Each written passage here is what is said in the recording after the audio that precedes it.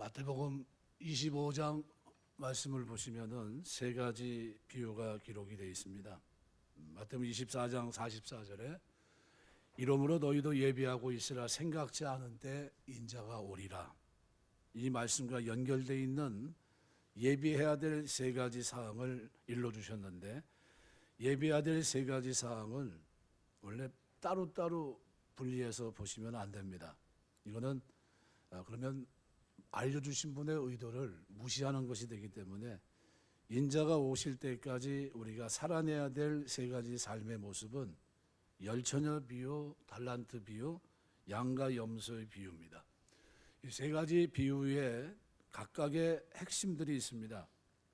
열처녀 비유는 모두가 잠에 들어있지만 등잔에 기름을 준비한 사람과 등잔에 기름을 준비하지 못한 사람들이 나뉩니다.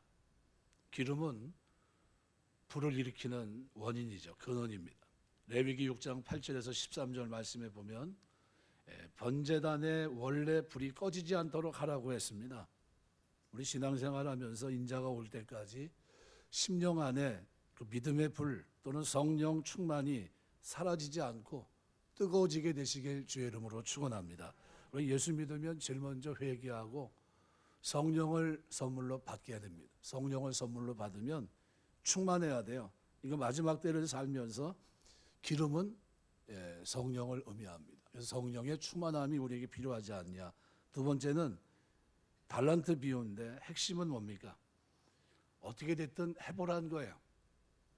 우리 광야, 이스라엘 백성들이 광야를 통과하면서 이제 약속의 땅 가나안 땅을 향해 나아가는데, 근데 처음 정탐꾼을 보내면서 실패합니다. 갔다 온 사람들이 보고가 형편없었어요. 뭐라고 보고했냐 하면 그들은 장대한 사람이고 우리는 그들 보기에 메뚜기입니다. 그러면서 무너집니다. 그런데 하나님은 그걸 원하지 않으셨죠. 여호수아 갈렙만큼은 온전한 믿음을 가지고 고백을 했습니다. 그런데 이 달란트 비유는 해보란 거예요. 해보지도 않고 지레 겁먹고 두려워하고 낙심하고 좌절하고 하나님 원망하는 건 하나님 원하는 게 아닙니다. 우리가 이 세상에 살 때 자신의 처해진 삶의 현장에서 하나님이 함께 하시기 때문에 낙심하지 않고 해보게 되시길 주의 이름으로 축원합니다. 믿음은 행함입니다. 내가 믿음이 있다고 하는 건요, 움직임이 있다는 겁니다. 살았기 때문에. 만일 우리가 한 달란트 받은 사람이 나가서 장사하다가 파산했다면 어떻게 됐을까? 한 달란트 받은 사람은 실제로는 뭐 했습니까? 땅에 묻어놨었죠. 근데 묻어놓지 않고 장사를 해서 장사하다가 실족했다. 그럼 어떻게 됐을까요? 주인이 야단쳤을까요? 아마 우리 자상하신 주님은 그러지 않고 아마 웃으면서 그랬을 얘기했을 겁니다. 어때, 실패해보니까 쉽지 않지? 그런데 또 한 번 해봐. 이랬을 겁니다. 우리 주님은 실패보다는 오히려 그것을 힘으로 삼고 한 번 더 해볼 것을 아마 격려했을 겁니다. 우리 주인이신 하나님의 성품은 원래 그래요. 인자가 오실 그날에도 주님은 내게 주신 삶의 현장에서 부족한 줄 알지만 구하고 찾고 두드리면서 용감하게 도전해가는 삶을 하나님은 살아내라는 거죠. 외적으로 이 모습은 뭘까요? 기쁨과 감사, 감격이 있는 삶입니다. 구원받은 게 너무 감사해서 내가 하나님 자녀된 것이 감사해 있고 하나님의 교회를 출입하게 되고 일꾼된 것에 대한 감사가 있기 때문에 외적으로 어떻게 해요? 기쁨이 있고 감사가 있고 하나님의 뜻을 이루는 삶을 살아내는 거죠. 또 세 번째는 양과 염소의 비유인데 역시 핵심은 뭡니까? 책임성입니다. 제 살기 바빠서 지극히 작은 이웃 하나에 도무지 관심을 두지 않는 그런 사람과 괴로운 인생의 고난 속에서도 그래도 힘 닿는 대로 지극히 작은 이웃 하나가 손을 벌려서 베풀려고 하는 사람, 얼마나 큰 차이가 있을까요? 그래서 양과 염소는 다릅니다. 양은 시간 나는 대로 기회가 주어지는 대로 최선을 다해서 섬겼고, 염소는 어때요? 시간이 주어지고 기회가 있었음에도 기억될 만한 일 한 번 하고 더 이상은 움직임이 없습니다. 이건 완전히 문제가 있는 거죠. 그러니까 이 세 가지 삶을 가만히 들여다보면 결국은 내적으로는 성령 충만하고 외적으로는 기쁨과 감사 속에서 구원받은 은혜 속에 살고요. 주님 오시는 그날까지 선한 일에 열심히 있는 친백성으로 따뜻하게 사는 것, 가슴 따뜻한 사람으로 사는 사랑의 실천이죠. 그래서 마태복음 25장의 세 가지 비유는 한 가지 주제입니다. 인자가 오실 그날을 어떻게 예비할 것인가, 주님을 어떤 상태로 경건함과 거룩함을 가지고 살아가는데, 그런데 주님이 다시 오실 그때에는 우리가 어떤 모습이요? 내적으로는 성령 충만하고 외적으로는 기쁨과 감사가 넘치고, 그리고 우리의 삶 속에서는 뭐가 넘쳐요? 가슴이 따뜻한 가슴이 삶으로 어려운 이웃을 보면서 돌아보는 삶으로 나타납니다. 이것을 저는 크리스찬의 세 가지 삶의 원형질이라고 언젠가 제가 말씀을 드린 적이 있습니다. 오늘 이 말씀을 드리는 이유는 우리가 이 본문을 택하고 있는 7절까지만 읽었죠. 20장. 사실은 16절까지 읽어야 됩니다. 근데 이 내용은 앞장과 연결이 되어 있습니다. 그래서 19장에 보시면 16절 말씀에 성경을 보시면 한번 볼까요? 이렇게 봅니다. 어떤 사람이 주님 앞에 와서 물어봐요. 선생님이여, 내가 무슨 선한 일을 하여야 영생을 얻으리까 질문합니다. 주님이 왜 선한 일을 내게 묻느냐? 선한 이는 오직 한 분뿐이시니라. 내가 생명에 들어가려면 계명을 지켜라, 이렇게 얘기해요. 그랬더니 이 청년이 그렇게 얘기합니다. 주님, 저는 계명을 다 지켰습니다. 그러면서 20절에 이렇게 말해요. 이 모든 것을 내가 지키었사온데 아직도 무엇이 부족합니까? 이렇게 얘기해요. 그랬더니 우리 주님이 21절에 이렇게 말합니다. 내가 온전하고자 할진대 가서 내 소유를 팔아 가난한 자들에게 주라. 그리하면 하늘에서 보화가 되게 있으리라. 그리고 와서 나를 따르라. 이렇게 얘기합니다. 이 말에 청년이 어떻게 해요? 하나님, 제 삶을 지적해 주시니 감사합니다. 그리고 그렇게 한 게 아니라 어떻게 합니까? 재물이 많음으로 이 말씀을 듣고 근심하며 가니라. 뭐에 대한 질문이었죠? 어떻게 해야 영생을 얻으리까 했는데, 주님은 그래, 네가 영생을 받으려면 네가 이렇게 살아야 되는데 네 삶에 뭐가 없다는 겁니까? 마태복음 25장을 빗대어 얘기하면 너는 사랑의 손을 펼 줄 몰라. 내가 볼 때는 그걸 좀 고치면 좋겠어. 그리고 고치고 와서 나 좀 쫓아와. 그럼 내가 너 제자 삼아줄게. 이런 얘기입니다. 근데 그 얘기를 진지하게 듣고 있던 제자가 예수님께 질문하려고 합니다. 근데 이 질문을 하려고 하는데 예수님이 이렇게 얘기해요. 내가 진실로 너희에게 이르노니 부자는 천국에 들어가기가 어려우니라. 다시 너희에게 말하노니 낙타가 바늘귀로 들어가는 것이 부자가 하나님 나라에 들어가는 것보다 쉬우니라. 무슨 얘기입니까? 네, 우리 교회 여러분 살아가는 동안에 다 부자 되시길 주의 이름으로 축원합니다. 네, 기복신앙을 얘기하는 게 아니에요. 부자 됐는데 부자됨 속에서 약한 자를 돌아보며 사시길 주의 이름으로 축원합니다. 이게 하나님 복이에요. 그런데 여기 본문에 재물이 많은 청년은 뭡니까? 이웃을 향해서 문이 닫혀 있는 사람입니다. 그런데 이 말씀을 예수님께서 딱 끝냈는데 느닷없이 우리 제자가 질문합니다. 제자들이 듣고 25절 보면 몹시 놀라. 이게 무슨 얘기지? 좀 구체적으로 좀 알고 싶은 거죠. 그러면 누가 구원을 얻을 수 있습니까? 영생을 구하러 왔던 그 친구가 그냥 갔고, 그리고 이렇게 부자가 천국 들어가기가 이렇게 어렵다고 한다면 그럼 누가 구원을 받을 수 있는 거죠? 이렇게 물어봤습니다.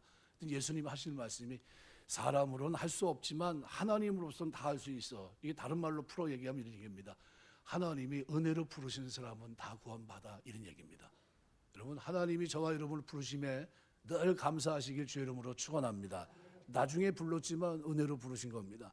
이게 베드로가 대답하면서 이렇게 보소서, 우리는 모든 걸 버리고 주님을 쫓았는데 그러면 우리가 무엇을 얻을 수 있죠? 무슨 질문과 연관이 되어 있습니까? 앞에 있는 질문, 청년이 했던 질문이 계속 이어지고 있는 겁니다. 그러면 우리는 다 버리고 주님을 쫓아갔습니다. 말씀도 지켰고요. 그리고 다 이렇게 말씀대로 순종했는데 그러면 마지막 어떻게 되는 겁니까? 그랬더니 예수님이 하신 말씀이 28절부터 30절입니다. 내가 진실로 너희에게 이르노니 세상이 새롭게 되어 인자가 자기 영광의 보좌에 앉을 때 나를 따르는 너희도 12보좌에 앉아 이스라엘 12지파를 심판하리라. 또 내 이름을 위해 집이나 형제나 자매나 부모나 자식이나 전토를 벌인 자마다 여러 배를 받고 또 영생을 상속하리라. 뭐에 대한 질문서부터 시작했죠? 영생. 그리고 여기에서 뭐에 대해 얘기하고 있어요? 영생에 대해서 얘기합니다. 너희가 나 버리고 쫓아왔잖아. 걱정하지 마. 나는 너희를 마지막 심판 때 12보좌에 앉아 심판하는 대로 세울 거야. 그리고 너희가 나를 버리고 쫓아온 것에 대한 보상을 내가 해줄게. 뿐만 아니라 너희는 영생을 상속할 거야. 이렇게 얘기했던 겁니다. 그러면서 느닷없이 끝말에 여운이 남기를 말씀하십니다. 그러나 먼저 된 자로서 나중되고 나중된 자로서 먼저 될 자가 많으니라. 그러나 생각지 않게 이 일이 뒤집어지는 일이 있을 거다. 무슨 얘기냐 하면 보란듯이 믿었던 사람들이 구원받는 데 있어서는 뒷줄에 서 있고 구원과는 전혀 상관없던 사람들이 어디요? 앞줄에 설 수 있다. 그 얘기입니다. 이 사람들이 누굴까요? 이방인들을 얘기합니다. 그래서 20장을 보시면서 성경 주석가들이 초점을 잘못 맞춰가지고 포도원 품꾼의 비유라고 얘기를 해놨습니다. 포도원 품꾼의 비유가 아니라요. 일꾼을 찾으시는 하나님의 열심을 얘기하고 있어요. 오늘 본문은. 그래서 초점은 누굽니까? 포도원에 일꾼을 보내시는 하나님이에요. 포도원에 품꾼을 보내시는 하나님. 누구만 보낼 수 있습니까? 포도원에? 하나님만이 우리를 세상에서 불러 회개시켜 집어넣을 수 있는 겁니다. 그들의 삶은 어떨까요? 만일 얘기한다면 마태복음 25장의 삶을 살아내겠죠. 어떤 모습입니까? 내적으로는 성령 충만하고 외적으로는 기쁨과 감사가 있어요. 뭐 때문에요? 구원받은 은혜에 너무 감사해서. 자격이 없는 내가 하나님의 자녀가 됐고 아무런 공로가 없는 내가 그리스도의 영광에 참여하게 됐으니까요. 말로 표현할 수 없는 기쁨이 있습니다. 그들의 삶의 얼굴에는 쓰여져 있어요. 주님 너무나 감사합니다. 나를 부르신 이 부름, 내가 교회 공동체 내에 들어가 있군요. 이거 자체가 뭡니까? 기쁨이에요. 근데 그들의 삶에 또 한 가지가 있습니다. 그게 뭘까요? 바로 약한 자를 돌아보며 섬기는 삶이에요. 초대교회가 사도행전 6장에 보면 구제하는 일을 이제 하는데 테이블먼이라고 하죠. 보통 환란이 일어나기 전에 제자들이 주로 했던 일이 뭡니까? 사도들 발 앞에 재물을 땅을 팔아 갖다 놓으니까 사도들이 뭐를 했습니까? 테이블에 앉아서 히브리파 유대인, 헬라파 유대인들을 놓고서 뭐 합니까? 구제금을 나눠주는 역할을 했어요. 많았으니까 제자들이 매일 앉아서 그 일을 일삼아서 했겠죠. 초대교회의 삶을 들여다보면 제자들은 어때요? 기본적으로 성령 충만한 사람들. 그죠? 두 번째 뭐예요? 기쁨과 감사가 넘치는 사람들. 외적인 모습으로 드러날 때 그리고 그들의 삶에 마태복음 25장에 있는 주님께서 주님 다시 오실 때 어떤 모습으로 살아야 되죠? 라는 질문 앞에 뭐예요? 약한 자를 돌아보고 섬기고 있는데 제일 앞에 서 있는 사람이 누굽니까? 사도들. 그 일을 할 수 있도록 옆에서 돕는 사람이 누굽니까? 성령으로 부름받은 사람들이에요. 그들이 그 역할을 했거든요. 근데 그 모습이 누구에게 있습니까? 제자들에게 있었어요. 오늘 우리가 구원받았고 하나님의 자녀가 되면 이 세 가지를 잊지 마셔야 돼요. 뭘 놓고 기도해야 됩니까? 제일 먼저 하나님, 내가 내적으로 성령 충만하게 하시고 외적으로 사람들 앞에 비치는 내 모습 속에는 기쁨과 감사가 있게 없어서 내가 구원받은 감격을 가지고 죄전을 출입하게 하시고 내가 약한 자를 만날 때는 그들을 돌아볼 수 있는 선함이 나에게 있게 없어서. 근데 그것이 열심 있는 모습으로 나타나야 되겠죠. 오늘 본문을 들여다보시면 1절에 이렇게 말합니다. 천국은 마치 품꾼을 얻어 포도원에 들여보내려고 이른 아침에 나간 집주인과 같다. 집주인은 뭐예요? 바로 이 품꾼을 얻어 포도원에 집어 들여보내려고 어떻게 해요? 이른 아침에 나갔어요. 그리고 마침 한 사람을 들여보냅니다. 한 데나리온씩 품꾼들과 약속하고 포도원에 들여보냈어요. 이걸 구약으로 얘기하면 누굴까요? 택함받은 이스라엘 백성이라고 생각한다면 그 다음서부터는 뭐예요? 3시에도 들어오고 6시에도 9시에도 11시에도 우리 시간으로 환원해서 얘기하면 아침 9시, 정오 12시, 오후 3시, 오후 5시예요. 그런데 아침 3시, 제3시라고 돼 있는 이건 오전 9시인데 그들을 포도원에 들어가라 얘기하면서 뭐라고 얘기하냐면요. 한 데나리온 줄게 이렇게 얘기하지 않았어요. 그들에게는 상당하게 주리라 그랬습니다. 여러분 한 데나리온을 12등분 해버리면 그러면 이건 뭡니까? 데나리온 한 데나리온을 쪼개서 12분의 9를 줄게 이렇게 얘기하는 게 맞아요. 그 다음에 6시에 들어온 사람은 어떻게 해요? 절반 줄게. 9시에 들어온 사람은 뭐예요? 4분의 1 줄게. 마지막에 들어온 사람 11시에 들어온 사람 뭡니까? 12분지 1을 줄게. 이렇게 얘기하면 맞아요. 그죠? 그런데 뭐라고 얘기하셨어요? 오늘 본문에 보면 그렇게 얘기하지 않으세요. 그래서 4절 보면 너희에게 상당하게 주리라. 약속 자체가 좀 어떻습니까? 모호합니다. 희미하고. 그런데 이 사람들은 어떤 사람들이냐면요. 일터에서 버림받은 사람들입니다. 선택되지 않은 사람들. 쓸모없는 사람들입니다. 쉽게 말하면 시간이 가면 갈수록 그나마 쓸만한 사람들은 그중에 쓸만한 사람들은 계속해서 뽑혀가요. 기회 질 때 제가 반바지 입고 한참 더울 때니까요. 우리 전창규 지사님 시작하면 주무시고 끝나면 일어나시는데 제가 전집사님 얘기하니까 눈이 깜짝 놀라서 좀 깨셨어요. 무슨 얘기 하시려고 그러시고 아침에 6시도 한 5시 몇 분에 만나가지고요. 일꾼들을 고용 이렇게 하는 데 가서요. 제가 오늘 몇 명이 필요한데 좀 갔으면 좋겠습니다 해서 제가 차에 태우고 오면서 전집사님 태우고 일꾼들 먹는 밥 먹는 거 한밥집이라고 있거든요. 거기서 밥 먹고 그리고 들어와서 시작하고 했거든요. 근데 일을 하다 보니까 언젠가는 저 사람은 안 와야 되는데 자꾸 걸려요. 저 사람이. 오면 그 사람 뭐냐면요. 부르면 일 시키려고 보면 안 보여요. 어디 가냐면 뒤에 가서 앉아서 있고 부르면 담배 피우고 있고 뭐라 하면 참 달라고 그러고 있고 저 사람이 일할 자질이 없어요. 그래가지고 뭐 이렇게 시키면 내가 봐도 번쩍 들어서 그냥 옆에 던지면 되는데 그거를 들고서 이렇게 천천히 걸어 다니는 거예요. 그냥 속에서 막 불이 막 나요. 저 사람 또 뭐 어떻게 나가는데 그 다음에 가서 보는데 또 걸려요. 그 사람이 또 주는 거예요. 저 사람 말고 좀 딴 사람 좀 달라고. 그랬더니 다른 분이 왔는데 아주 열심히 일하시는 분이에요. 그래서 제가 뭐라 그랬냐면은 그 주인한테 그랬어요. 그 사람 좀 우리 좀 계속 쓸 수 있게 할 수 없겠냐 그랬더니 이거 해보겠는데 잘 안 됩니다. 막 이렇게 얘기하더라고요. 자, 그러면 저녁 5시에 뽑힌 사람은 어떤 사람일까요? 이렇게 저렇게 치여서 막막한 사람입니다. 집에 갈 수도 없고, 그죠? 뭔가 있어야 먹고 살 텐데. 절망적이죠? 절망적인 사람입니다. 인간적으로 보면.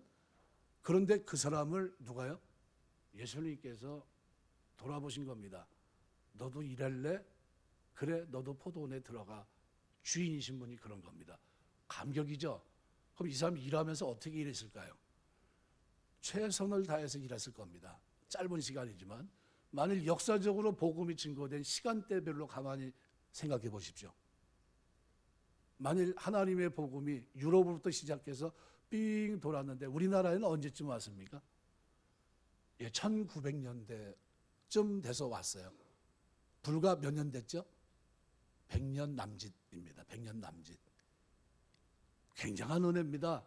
가만히 생각해 보세요. 몇 시요? 오늘 본문으로 얘기한다면 몇 시에 예수 믿은 사람입니까? 11시에 11시에 택해가지고 5시에 지금 들어오면 5시 저녁 5시 얼마 남았어요? 임금 줄 때까지 1시간 딱 남은 사람들이에요. 기독교 통계를 보니까요. 우리나라는 20위 안에 들어갑니까? 못 들어갑니까? 우리나라에서 예수 믿는데 우리 스스로는 뭐 이렇게 예수 믿는 사람이 많아. 1000만이나 되잖아. 이렇게 얘기하잖아요. 근데 우리나라 그 인구수에 비하면 많을지 모르겠지만요. 전 세계 인구로 카톨릭까지 포함해서 보통 나라별로 몇억 뭐 이렇게 쭉 나가는데 우리나라는 20위 바깥에 있습니다. 그런데 우리나라 수출물 가운데 반도체를 띄워서 1등 하는 게 뭔지 아세요? 그게 성경이에요. 가만히 생각해 보세요. 그 많은 사람들 가운데 제일 늦게 들어온 것 같은데 제일 열심히 있고 그 많은 나라가 있는데 그 가운데 제일 성령 충만하게 기도 열심히 하는 나라가 이 나라고요. 예수 믿는지 안 믿는지 옆에서 봐도 지켜보면 알 수 있을 정도로 기쁨과 감사가 넘치는 사람들이 누굽니까? 예수 믿는 사람이고요. 그리고 우리 삶에 뭐가 있냐면요, 약한 자를 보면 섬기려고 하는 마음이 있어요. 도와줘야 되겠구나, 이런 마음이 있어요. 여러분의 그런 마음이 구체적으로 나타나게 되시길 주의 이름으로 축원합니다. 여러분, 이게 정상입니까? 비정상입니까? 정상이에요. 근데 이 정상이 우리나라에 뿌리 내리고 있더라는 거죠. 엄청난 축복입니까? 아닙니까? 엄청난 축복입니다. 오늘 본문을 이렇게 대할 때 여러분이 잊지 마셔야 돼요. 자격이 없는 내가 지금 어디 들어와 있는 겁니까? 회개하고 포도원에 들어와서 어떻게 보면 구약 이스라엘 백성을 비교할 때 어때요? 아무런 약속이 없어요. 상당하게 주리라 아주 모호하면 얘기합니다. 모호하게. 한 데나리온이 아니야. 우리는 얼마나 줄지 몰라. 하지만 우리는 상급이 중요한 게 아니잖아. 포도원에 들어온 게 중요하잖아. 구원받은 게 중요하잖아. 감사할 따름 아니야. 기회를 준 거야. 하나님이 하나님 백성으로 살 수 있는, 거룩하게 살 수 있는, 경건하게 살 수 있는, 의롭게 살 수 있는 기회를 주신 거야. 이 포도원에 들어온 겁니다. 거룩하게 사시길 주의 이름으로 축원합니다. 열심히 사셔야 돼요. 열심히. 그래서 내적으로는 열심히 있어야 되고요, 외적으로는 기쁨과 감사가 넘쳐야 돼요. 구원받은 감격이 있고요, 부르심에 대한 감격이 있는 겁니다. 내가 뭔데 자격이 없는 나를 하나님, 그것도 9시에 나를 아침 9시에 부르는 것도 아니고 내 인생으로 보면 어디입니까? 11시 58분에 부른 사람도 있어요. 인생이 황혼에 젖어가지고 이제 살아야 한 10년 살면 남짓할 텐데 그때 하나님 나를 부르셨어요. 그러면 이건 뭡니까? 버저비터예요. 버저비터. 농구로 말하면 마지막 순간에 주님 만난 사람하고 똑같아요.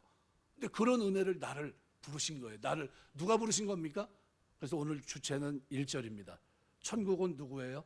주인이 나가서 포도원에 일꾼을 들여보내시는 거예요. 그 작업을 언제까지 하십니까? 이거를 일꾼 보내서 시키면 될 텐데 그 다음에 어떻게 해요? 그러면 되는데 천국은 누가 하고 계세요? 하나님이 직접 하고 계세요. 하나님이 직접 찾아가서 한 사람 변화시켜서 그 사람 회개하고 포도원에 일꾼 들어갈 수 있도록 하나님이 마음과 생각을 주장하십니다. 여러분, 교회 어떻게 오셨습니까? 이 모양 저 모양, 이 이유 저 이유 때문에 교회로 오셨는데 놀랍게도 이 일은 누가 하신 거예요? 전체적으로 하나님이 하신 거예요. 하나님이 여러분을 부르신 줄 믿습니다. 포도원에 보내셨어요. 그 속에서 어떻게 살라고요? 내적으로 성령 충만하고 외적으로 기쁨과 감사가 넘치는 구원의 감격을 가지고 살고, 그 다음에 따뜻한 가슴을 가지고 살라는 거예요. 따뜻한 가슴. 그런데 놀랍게도 그 삶의 원형질이 누구에게 그대로 나타납니까? 제자들의 삶 속에 나타나요. 그들의 삶에 바로 성령 충만한 모습, 기쁨과 감사와 날마다 떡을 떼며 교제하며 하나님을 찬미하는 그 모습이 그들의 삶 속에 충만하고요, 그들이 중점적으로 한 것이 뭡니까? 구제와 약한 자를 돌아보는 섬김이었습니다. 심지어 사도 바울이 자기의 사도권 때문에 갈라디아서 보면 예루살렘 공회에 올라가서 자기의 사도권에 네가 전하는 복음에 대해서 이제 얘기를 하게 되는데, 그때도 아무 이견이 없으니까 그래, 너 문제가 없다, 네가 전하는 복음이 맞아. 그리고 이제 사도들이 얘기합니다. 그리고 끝말에 뭐라고 얘기하냐면 이렇게 얘기합니다. 다만 한 가지를 너에게 부탁한다. 가난한 자를 돌아봐라. 이 얘기를 해요. 그랬더니 사도 바울이 뭐라고 얘기합니까? 그거는 내가 지금까지 늘 해왔던 일이고, 그러면서 어떻게 해요? 그건 걱정하지 마십시오. 이런 얘기예요. 저는 우리 교회가 너무 감사해요. 뭐가 감사하냐면요, 약한 자에 대해서 마음의 문이 열려 있다는 것이 감사하고, 약한 자를 돌아보자 하면서 헌금하자고 했을 때 여러분들이 드리는 게 너무 감사해요.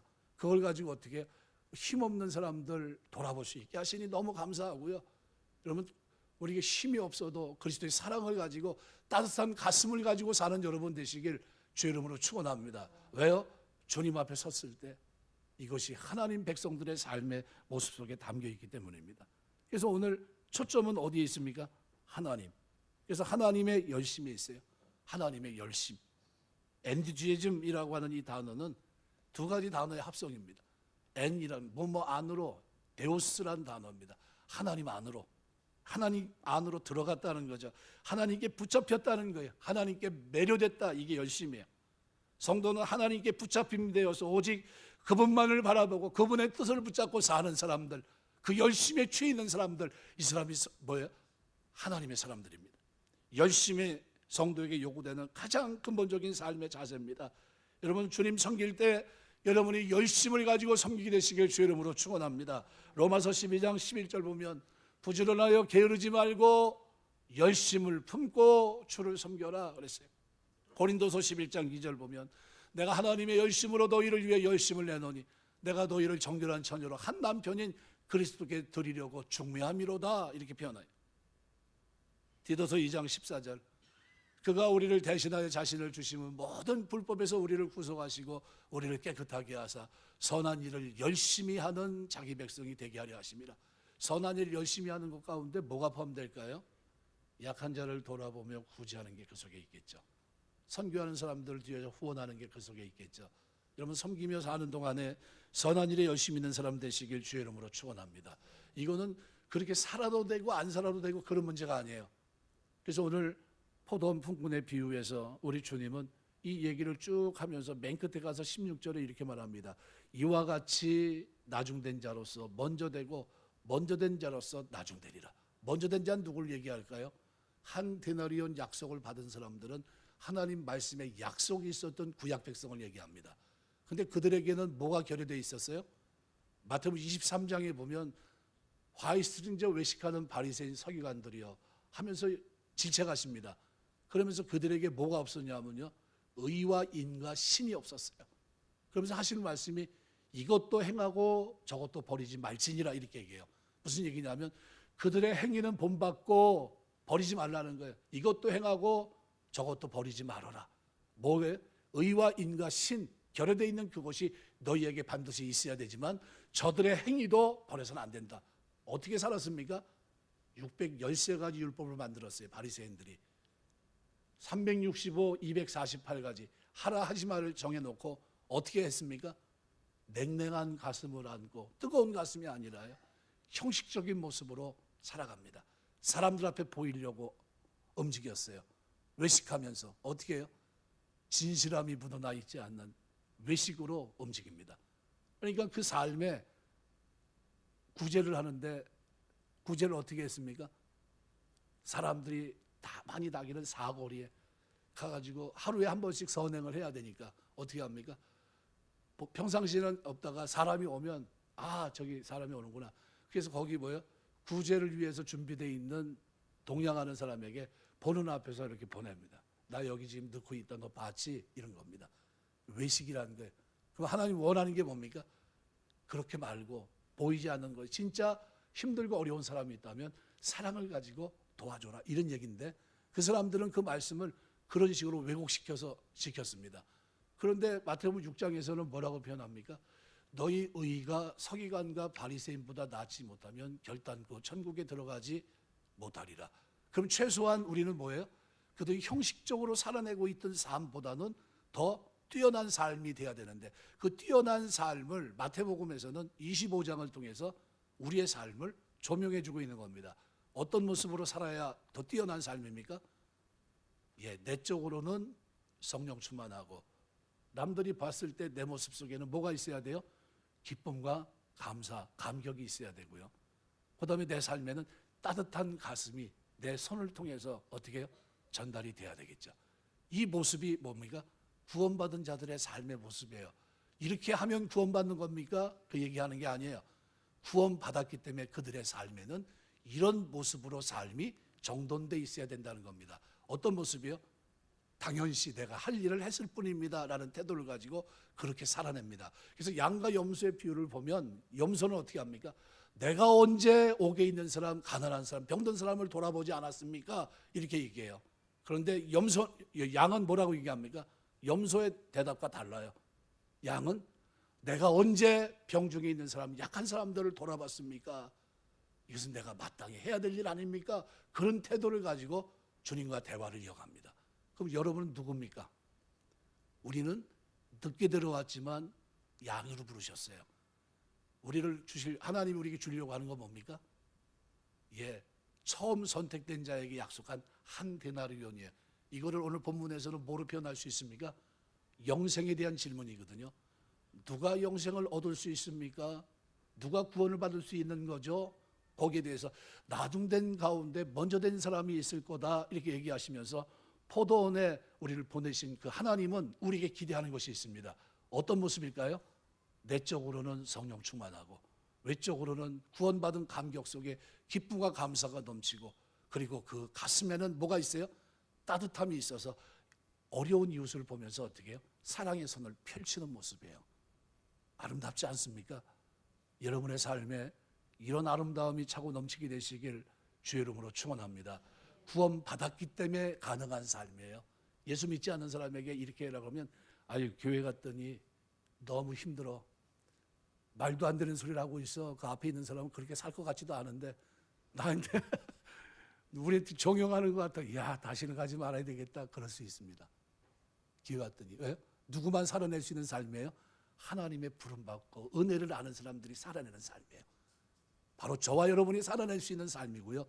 이 모습을 오늘 본문에서 우리 주님은 미리 설명하신 겁니다. 그래서 이 설명이 끝나고 난 후 25장에서 그래서 성도의 삶의 원형질에 대해서 내가 다시 올 때 너희는 이런 사람이 됐으면 좋겠어 말씀하셨어요. 그러면 오늘 본문에 우리에게 하나님 우리에게 영생을 주시겠습니까? 안 주시겠습니까? 그럼 먼저 된 사람들은요, 그들도 변함이 없겠죠. 하나님은 그들에게 약속하신 대로 영생을 주실 겁니다. 그러나 그들보다 뒤에 들어온 그들에게 더 뜨거움이 있으니까 누가 감격하셨을까요? 하나님이 감격합니다. 이야, 제대로 알지도 못했던 사람들이 하나님의 언약의 외인이요 아무짝에도 쓸모없었던 저 사람들이 들어오더니 뭘 알아가기 시작합니까? 하나님의 뜻을 알아가기 시작해요. 그리고 그들의 중심의 삶 속에 놀랍게 이런 열매들이 맺혀지기 시작합니다. 영생을 줄까요? 안 줄까요? 주죠. 어느 정도 기뻐하실까요? 그래서 오늘 본문에 보면 이렇게 표현합니다. 8절에 보면 저물매 포도원 주인이 청지기에게 이르되 품꾼들을 불러 나중 온 자부터 시작해서 먼저 온 자까지 싹을 주라. 먼저 된 자가 나중된다는 겁니다. 그들을 하나님이 기억하세요. 살아간 삶을, 우리가 하나님 앞에 살아간 삶을 하나님이 기억하시는 줄 믿습니다. 하나님이 반드시 보상하실 줄 믿습니다. 그래서 제자들이 질문했던 질문, 베드로의 질문이 맞아요. 주님, 보소서 우리가 모든 것을 버리고 주를 따라 싸운데 무엇을 얻으리까? 얘기했더니 주님 뭐라고 표현합니까? 네가 너희들이 12지파, 그죠? 12지파로 보좌에 앉아서 12지파를 심판할 것이고 내 이름을 위해 집이나 형제나 자매나 부모나 자식을 전토를 벌인 자마다 여러 배를 받고 또 영생을 상속할 거야. 그러면서 먼저 된 자로 나중되고 나중된 자로서 먼저 될 자가 많으니라 얘기했습니다. 그럼 여러분은 어떤 사람이 되길 원하십니까? 기도하면서 이렇게 기도하셔야 돼요. 하나님, 내가 이제 예수 믿었지만 주님 앞에 칭찬받는 자 되게 하옵소서. 내가 이제 예수 믿었지만 성령 충만하게 하시고 하는 기쁨과 감사가 감격이 있게 하시고요. 내가 주님 섬기며 사는 동안 따뜻한 가슴으로 약한 자를 돌아보며 섬기며 사는 하나님의 사람 되게 하옵소서. 이 사람이 누굽니까? 나중된 자로서 먼저 된 자예요. 말씀 맺겠습니다. 신앙생활은요, 말 그대로 많은 걸 알아야 신앙생활하는 거 아닙니다. 들었기 때문에 신앙생활을 잘한 것도 아니고요. 신앙생활은 행위로 나타나야 됩니다. 여러분의 구원 감격은 어떻게 해요?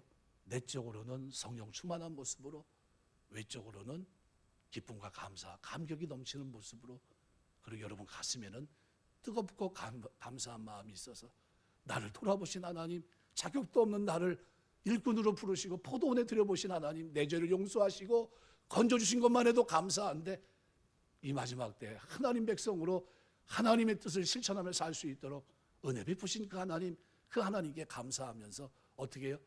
살아가면서 뭐라고 표현합니까? 주님, 마땅히 해야 될 일을 했을 뿐입니다. 제가 그렇게 살아간 건 은혜 아닙니까? 제가 좀 구원받은 것도 감사한데 주님 저에게 기회 주셔서 내 인생의 여정 속에서 하나님 약한 자들에게 손을 펴고 살게 하시니 이 가슴을 열어주시니 감사합니다. 이 고백이에요. 이 고백이 저와 여러분에게 늘 충만해서 주님 앞에 서는 그날 나중된 자로서 먼저 된 자로 한 데나리온 영생을 얻게 합당하고 이 땅에 사는 동안 베드로의 고백대로 하나님이 갚아주신 은혜가 저와 여러분의 삶 속에 있게 되시기를 주의 이름으로 축원합니다. 기도하겠습니다.